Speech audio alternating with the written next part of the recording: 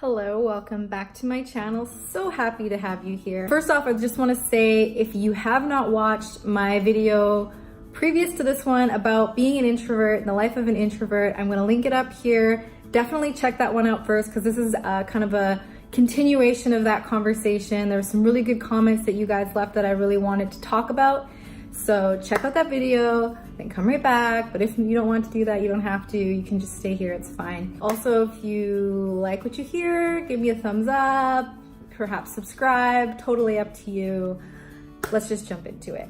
So I want to talk today about social anxiety. And the reason I came up with this topic is because when we were discussing what an introvert is in my previous video, there was a lot of commentary about the kind of not the symptoms, but like the behaviors or the characteristics of an introvert kind of meshing in with this like socially anxious kind of behavior. I'm gonna put my hand up right now and say that I definitely am an introvert, tried and true, but I also experience social anxiety. So what's the difference? So for me, being an introvert means that I re-energize solely from being alone. I really enjoy my alone time. I have great times with my friends. I do socialize, but it's not my preferred thing to do in my free time. My preferred thing to do is to kind of hang out by myself. Social anxiety, however, is where you actually have a fear and anxiousness, and anxiety really is fear of socializing, being in social kind of atmospheres, environments, going to events, things like that. And I do think that they're very, very different, but you can have both. You can be both, but they are different things. So for me, I do get very anxious about, meeting new people and, going to big social events. And even if it's with tons of friends that I know, I even get anxiety about having tons of my own friends come over to my house for brunch.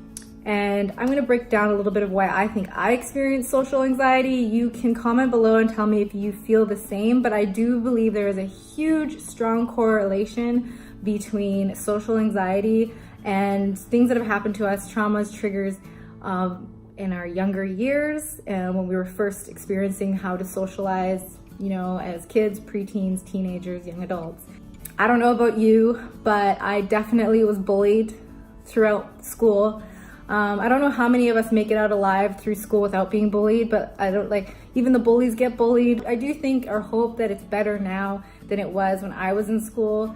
Again, I'm in my 30s, so this was a while ago, but it still haunts me to this day. I started getting bullied, I would say, in elementary school, so around 10, 11 years old.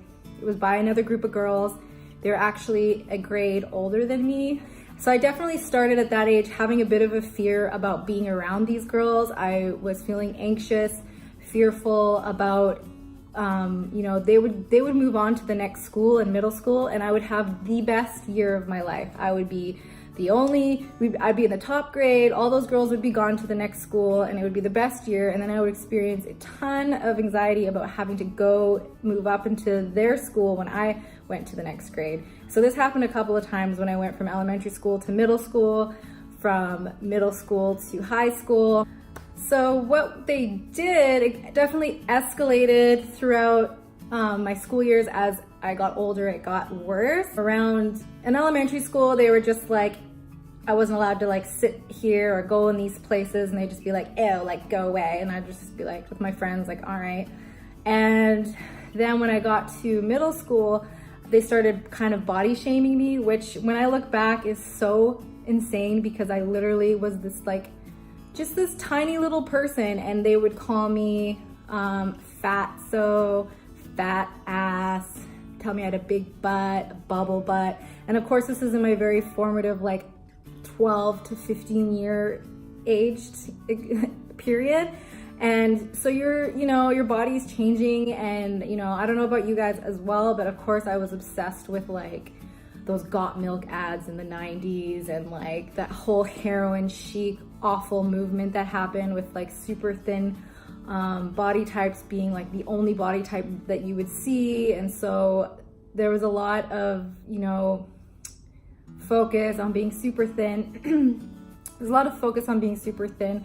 So at that time in my life, those kinds of name calling and stuff like that was really upsetting and hurtful and alienating. And I was it was the same girls all the time. So I just started believing that. I started absorbing what they were saying and looking in the mirror. And this is definitely where I can touch on in another video about body dysmorphia and eating disorders, because I definitely experienced those 100% because of the bullying, as well as some very personal things going on in my family life, in my home, but bullying had a huge part of that, and it definitely made me feel anxious to be at school. It made me feel anxious to be around other classmates, and going in, and every time I had to go to a new school, a new grade, a new class, I was kind of nervous and afraid of like who these girls had talked about me to, if they were gonna like brainwash or tell other people not to like me. So that was kind of like my whole experience through school. And then when I got to high school, they used to follow me into the bathroom and yell at me that I was fat and ugly. Or I'd be walking down the hallway and they'd be in the classroom and they would actually whisper to the hallway like, hey, bubble butt. And like, it's so crazy now thinking about it.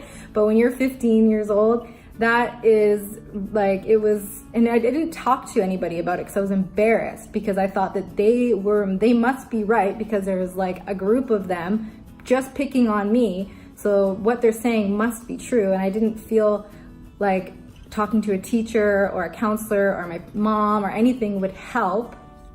And then it eventually escalated to my name being spray painted on the high school outside of our building, calling me a name and another name that, basically like a slut shaming type thing. But, I was a very quiet person all throughout my, introvert throughout my whole childhood and adult life. So it was just such an extreme contrast to like who I was as a person, but I couldn't help believe what they were saying, even though it just wasn't true. I was also threatened that at one point a girl told me that she wanted to hit me with her car in the parking lot after school, but she was afraid my big butt would dent her car.